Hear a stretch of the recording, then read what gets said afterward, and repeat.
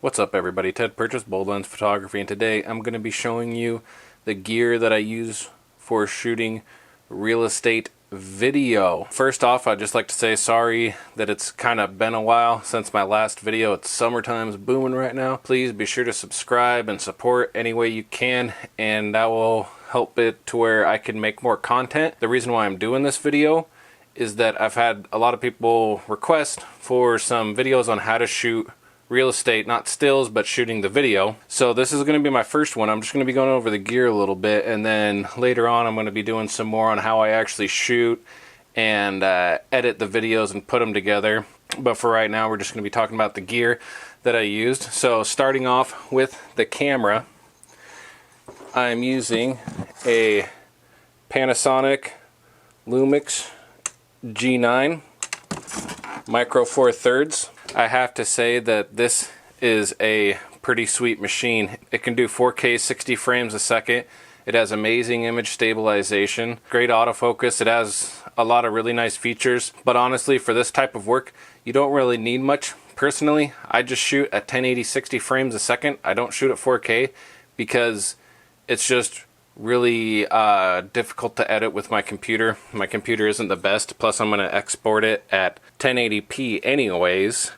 The stabilization is really nice having the IBIS, even though I do have my Zhiyun crane. This is the Crane V2, and it does a very good job of stabilizing, but having the stabilized sensor is just another level of stabilization on top of that, because this only does 3 axes, where this does 5. As far as features that you should be looking for in a camera, because this does good, but you know, Sony and Canon, they're also pretty good too. I'd say Sony, Canon, Panasonic, those are, I would say, the 3 best brands to go with.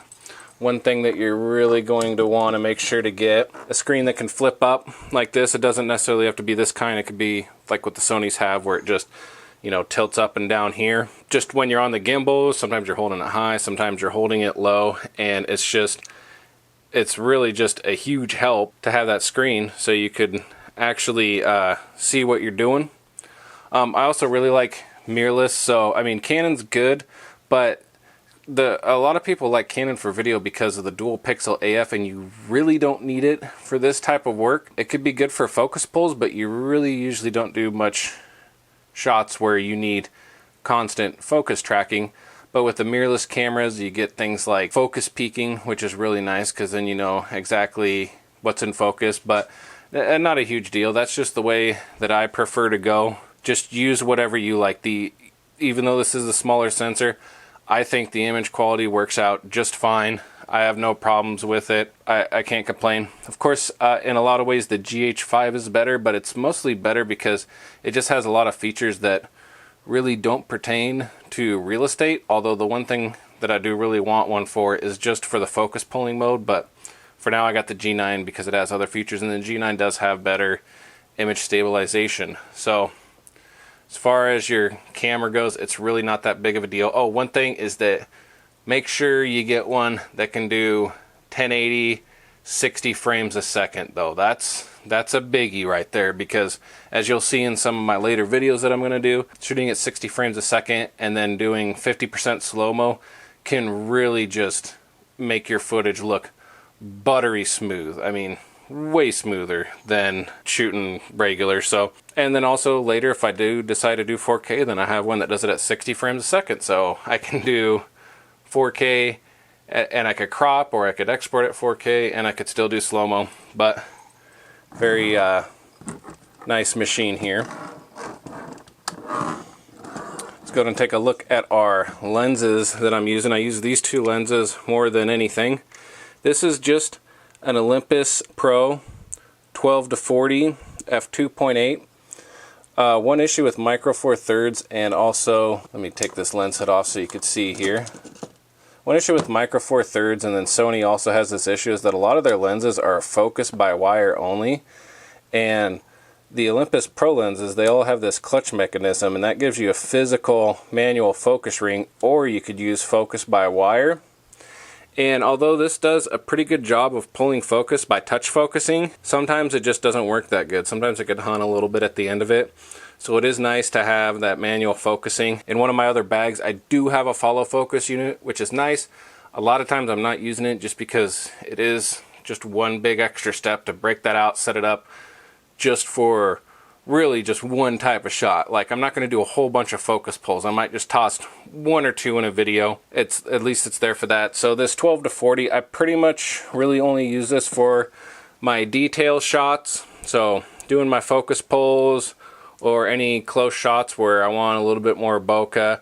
I really do like the zoom. Unfortunately, on Micro Four Thirds, you don't really get that shallow of a depth of field like you would with the full frame.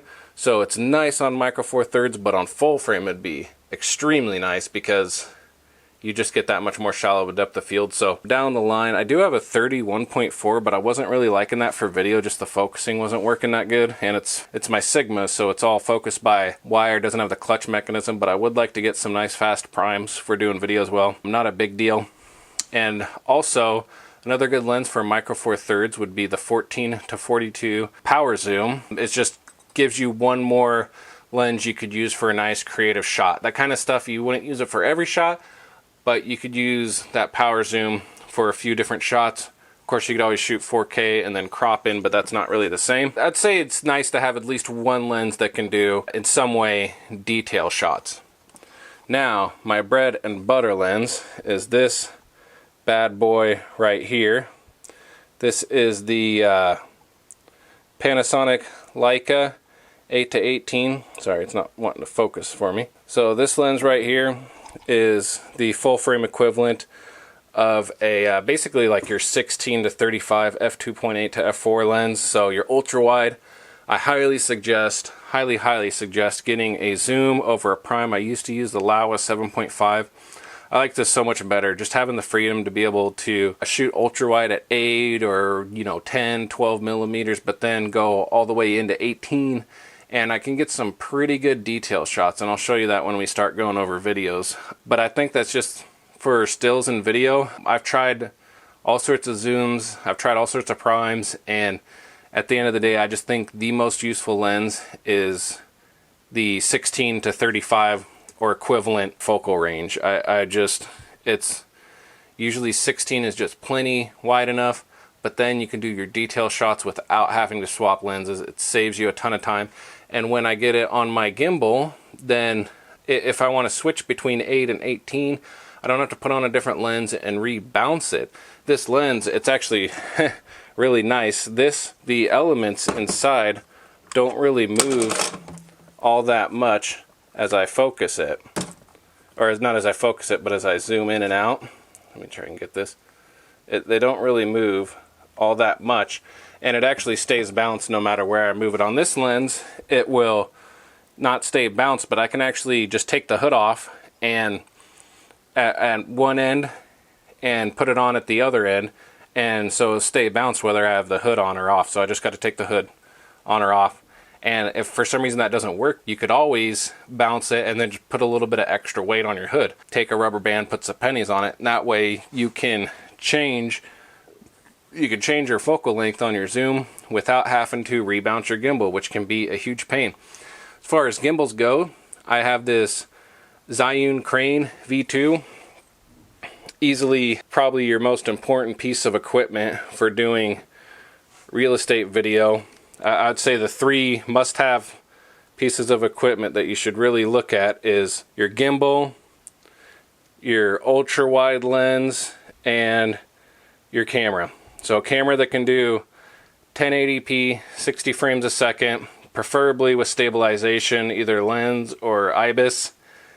Your ultra-wide lens, preferably 16 to 35, and a nice gimbal.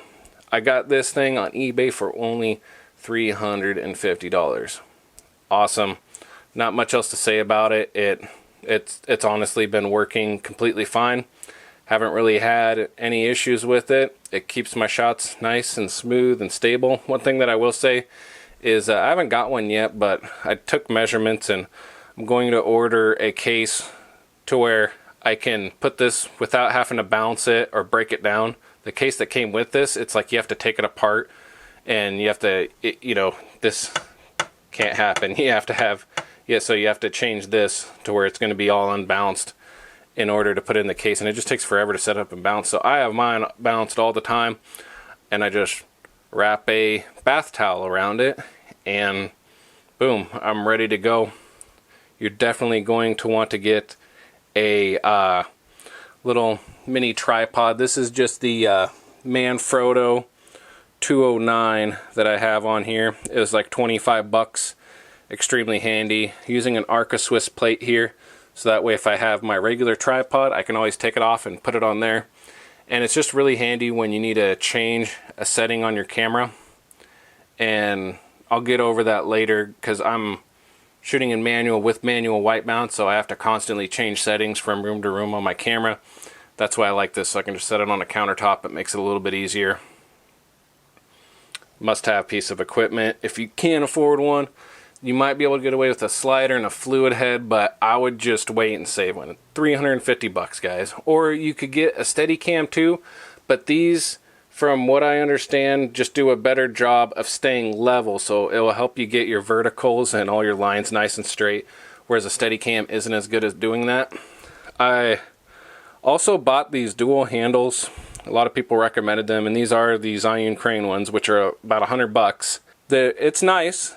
It's a lot more comfortable to hold those, but not for this type of work, because like I said, I'm constantly having to redo my white balance and my exposure for every room.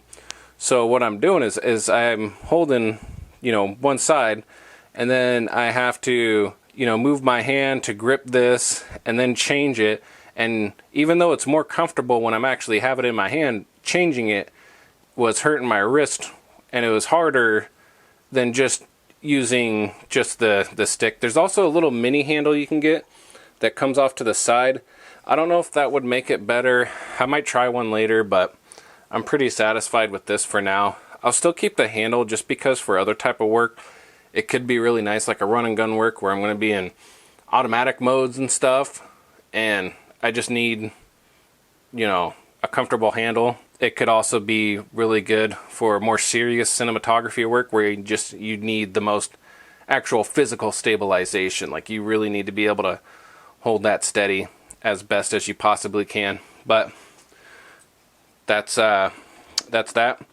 In this box right here, that is my Phantom 3 SE drone. Right now it's my backup drone because I bought another one. 350 bucks for that drone on eBay. It works. It's not the best by any means, but it does the job. I've done a couple videos with it. It's okay. But this is what I'm using regularly. This is the, let me get this here. This is the Mavic Air.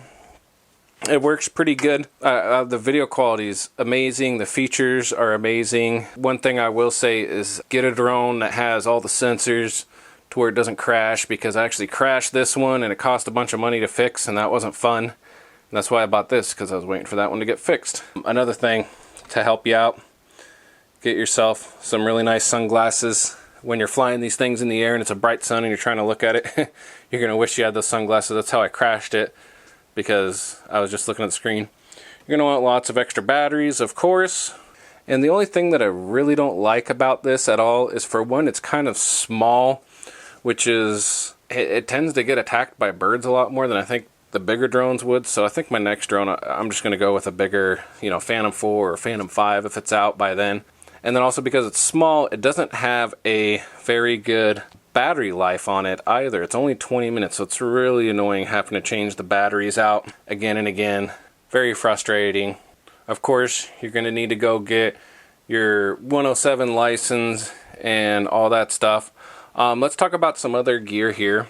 So here's some ND filters. So I got some for my drone, and then I also have some for my lenses, and I have step down rings and all that stuff. I've been using them, but I'm kind of at the point where for real estate, I'm probably going to start ditching them soon. I might do a few tests to see if they really make a big difference, because I don't really notice it for real estate. I think that, you know, the actions and the movements are so smooth and slow as is, that the extra motion blur that you get from the slower shutter speed, it's not really as noticeable as it would be if you were just filming actors or something like that.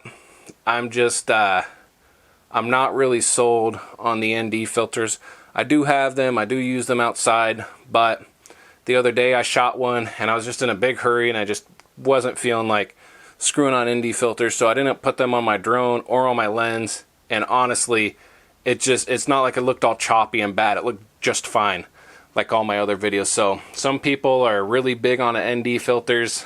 I really wouldn't worry about them too much. If you want later on, you can experiment, maybe get some cheaper ones in case you decide not to use them. But as far as equipment goes, guys, this is pretty much it. This is all I use. Hope this video helps you guys make buying decisions on the gear that you need to get. And if you have any more questions about this stuff, just drop that in the comments below. And I will see you next time. Bye. Hey guys, if you enjoyed this video, be sure to give it a thumbs up, subscribe, enable notification, and comment down below. If you'd like to support this channel so I can make future content, check out my website, boldlensphotography.com, where I sell fine art prints.